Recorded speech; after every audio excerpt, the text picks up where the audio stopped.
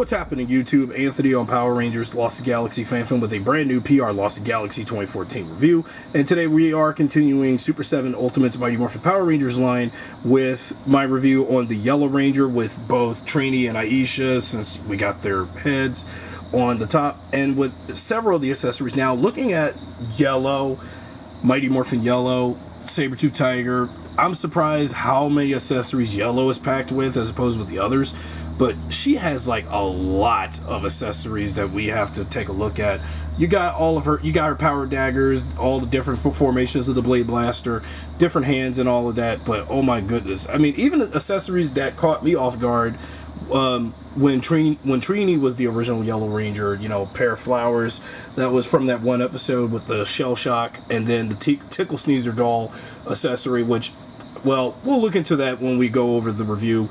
So this is what the packaging, like with all of these Super7 Ultimates figures, look like for MMPR, with the front, and then the back features the backstory of the Yellow Ranger and that render, and her storyline Saber-Tooth Tiger logo on the back. So let's unleash that Saber-Tooth Tiger because it's morphin' time. Of course, I had the poser like that with the power daggers in her hand as one of those signature poses that the Yellow Ranger would do. And yeah, it took a long while to get her out of the package because, man, that was some tough plastic, Super7. That was some tough plastic. So let's go over some of the accessories. I do have a Blade Blaster already in the holster, but just like with the other core Rangers, you know, Yellow comes with the full blade of the Blade Blaster, and then you also got the one that's just, you know, standby before the blade would actually come out of, you know, the tip of the blade would come out of the gun. And speaking of Blade Blasters, again, you know, as usual, you would get one of these flimsy, dummy white Blade Blasters, just like from the 90s toys from the Automorphin flip heads, because that's what, well, even though there is that little port, that little circular port to put the Blade Blaster into the holster of those old action figures from back in the day. But yeah, I mind that accessory, just like in the original toys. And then also, like in the original toys, an unpainted power dagger for the Yellow Ranger, even though, yeah, just like also in the original toys, which I mind. And a power crystal, so when, you know, for when the Rangers would, you know, put it in there to form the Megazord, so you got a power crystal for the Yellow Ranger. And then her Morpher, which has some yellow to it, showing a, you can get a good glimpse of the Saber-Tooth Tiger power coin into the Morpher, so that's also great. And then all the different interchangeable hands as usual, because I know I'm missing a hand, but what the heck. But these are all the hands that Yellow came with, so you have those ready, you know, to swap out at any given moment. And take the power daggers out of hand for a moment and just see how they look compared to when I was reviewing the Lightning Collection one last time. So here is the power daggers, and they're well painted. Although I kind of wish that the coins on the front and back of the daggers had gold, or is it supposed to have gold or silver? I don't know. But this is how the power daggers look. And actually, these are already a fairly decent and well crafted recreation of the daggers, and I do see that there's some more detail on the blades of the daggers. So yeah, you got some credence to the graphic, you know, credence to the blade. And then these two accessories for when Trini was the Yellow Ranger, the original Yellow Ranger. So from the Tickle Sneezer episode, you have the Tickle Sneezer doll accessory, which, knowing that episode was like one of the dullest, boring episodes to come out of the first season, and let alone the first season alone. And yeah, I mind this accessory of Tickle Sneezer, but I really didn't like that episode. But the Shell Shock episode, the first episode when after Tommy joined the team, you got these flowers for, like, you know, back when in that Trouble with Shell Shock episode, Trini would, you know, when she wouldn't stop running, she would get these flowers and try to hope that it would help her stop running so much from the Shell Shock's traffic light spell. And yeah, we have that accessory from those episodes. You know, I can't believe Trini's run as the Yellow Ranger, she had like one good episode in my opinion, but in some of the episodes focused on her, it was just so boring and so dull. I mean, yeah. Now we have to take a look at the civilian heads for both Trini and Aisha. Now, particularly with Trini, at the time you got this video, we are now on the 24th anniversary date since we lost the original Yellow Ranger, Thuy Trang herself, and while I do amend this likeness of her for the figure, and it does in some ways look like Thuy as Trini, given the detail done on her face and hair.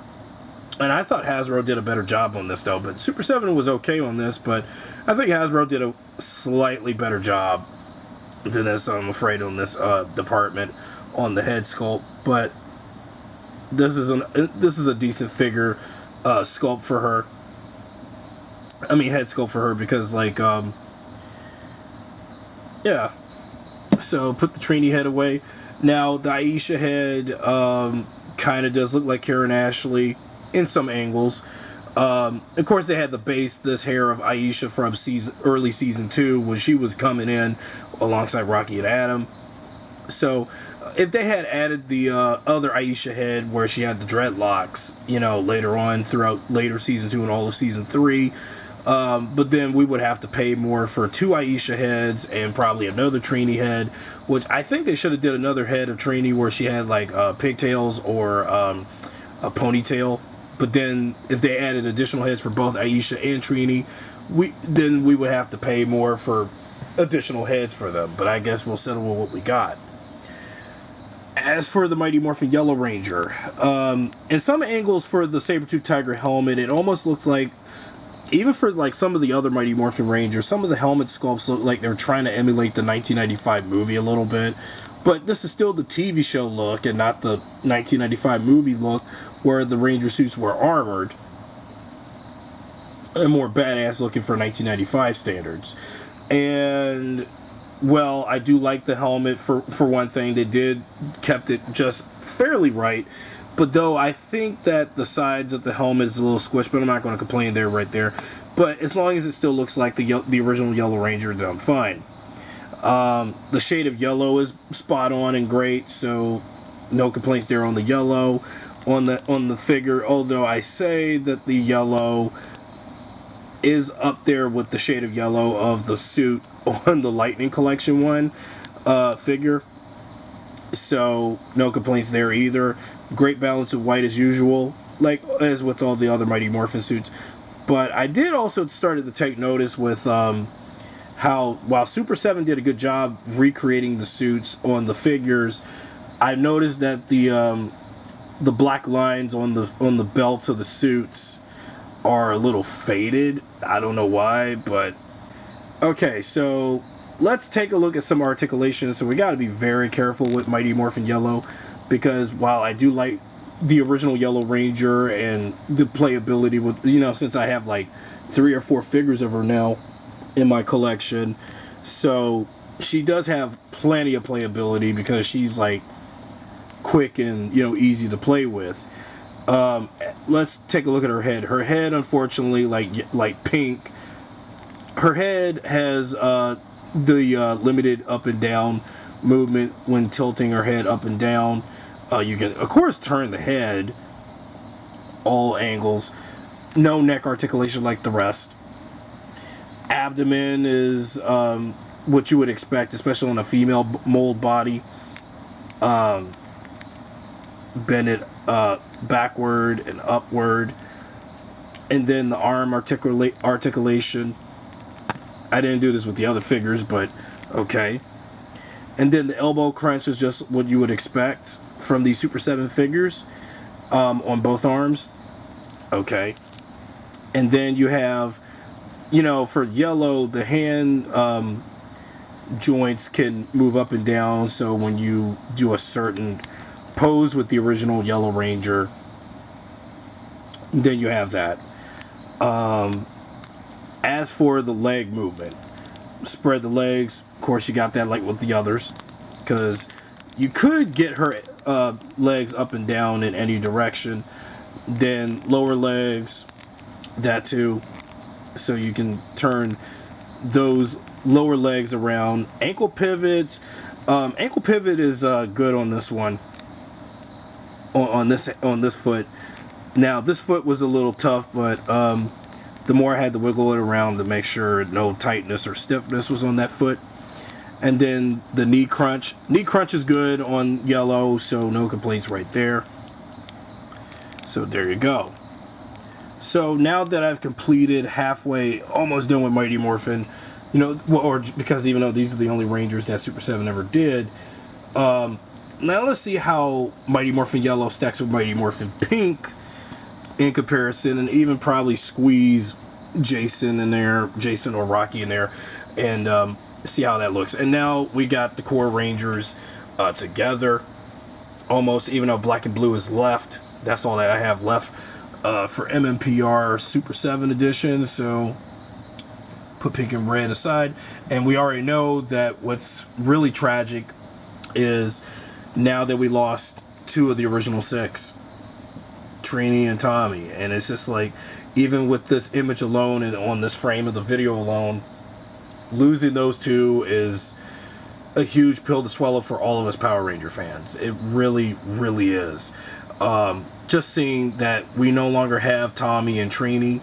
The characters will still live on when we go back watching all those old episodes, but it's just, with those 2 not with us anymore, it hurts.